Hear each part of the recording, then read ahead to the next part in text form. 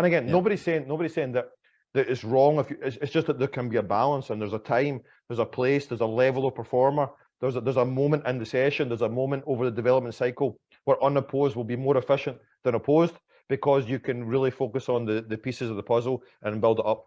But I still can't. It still doesn't explain how come these people have taken such a hold of the federations. It's so for example, we talked about before on the A license, on the Advanced Youth Award, Mark Williams coming in. Obviously, he's a really big proponent of this. A lot of his ideas have come from him. And I mean, and to a certain extent, a lot of his work is right. I like contextual interference in my sessions, and it's context is always key, and it's about you understanding where you're doing it, doing it. But I mean, how come those ideas has taken such a hold of such one of biggest federations in the world? Well, look.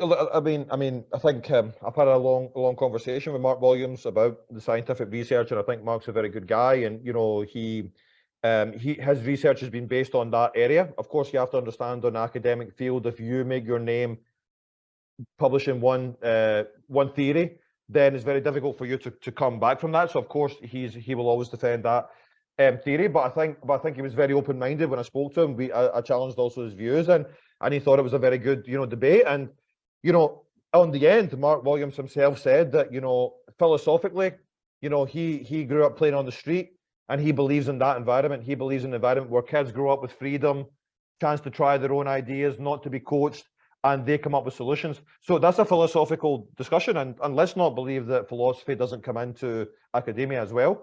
But then, in terms of why federations have adopted, again, this research has come out.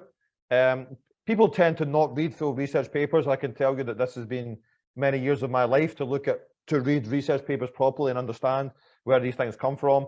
Of course, it's much easier to look at a conclusion and say that means that now, okay, well, random practice is better than block. That means that we should do games and not unopposed. I mean, but that's not what it says.